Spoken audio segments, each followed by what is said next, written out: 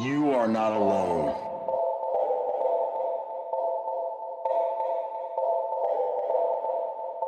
The so-called powers that be wish nothing more than for us to believe once an individual has been backed into a corner by the apathetic horde, there is no one to listen, no one who understands their perspective. In mainstream society, everyday life is only difficult as the choices someone or some random group makes for them.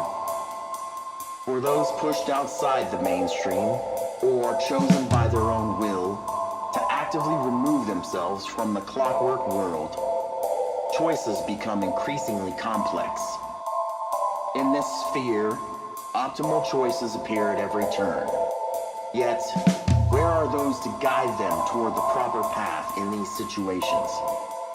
In truth, we find individuals dedicated to the great work severely lacking. This fact is but one of 1,000 reasons why the comfortable, predictable way of life is coveted amongst the mainstream. Such feeble methodology simplifies shirking responsibility, relieving the masses of any legitimate interaction with the world. In turn, this mind state allows them to continue with a life of sleepwalking drudgery so common nowadays. Anyone who denies free will is an automaton, or in the very least wishes to be. The fringe people, as Stuart Wilde calls them, the wanderers who become travelers, would not for a second compromise the ability to create their own lives by making active choices at every nexus. Coming to grips concerning this rotten underbelly of society, we truly grok the reason for the existence of the wanderer. When one is removed from the humdrum, or forced to adapt from outside, their ignorant peers, instead of exhibiting an ounce of sympathy, shun them for not stepping in line with the pre-programmed norm. The question to be asked: when will someone draw attention to this farce and create solutions so we can do our best to prohibit isolated individuals from imploding on themselves, thus releasing their fury on objective society? To this, we can proclaim, here and now, in this dialogue, is contained the very seed of that transformative endeavor. We should find it agreeable if you are integrating these words properly. Once attention is drawn to this dilemma, some causes for the state of the world decay as it exists presently are revealed.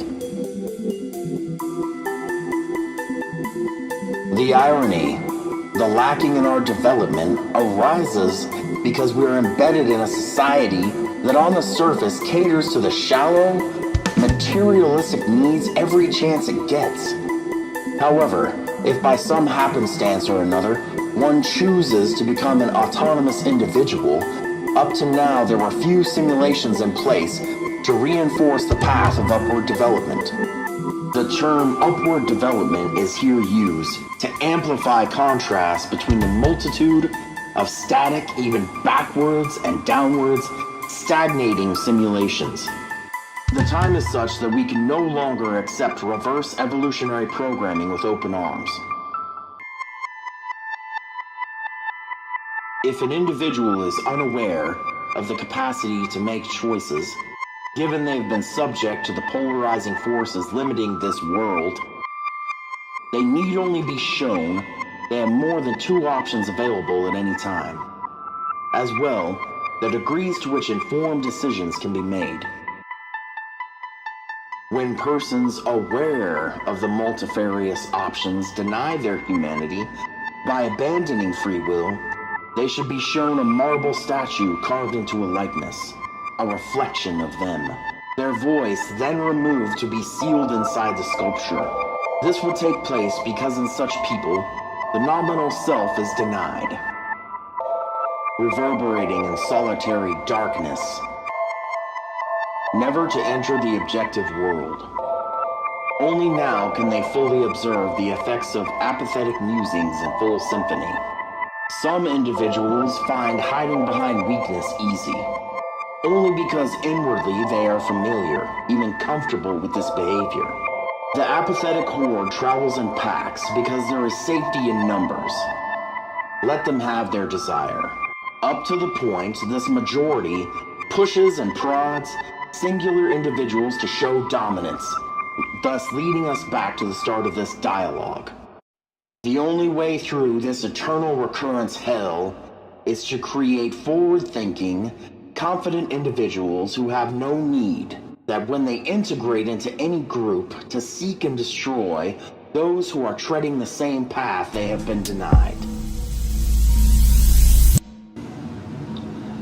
Winter's decay seeps into my bones. Unending night of my soul pierces flesh with crooked claws. Repeating thoughts form iron bars, slowly enclosing me within. No one to show me the way outside of my mind. With no one to listen, speaking is pointless.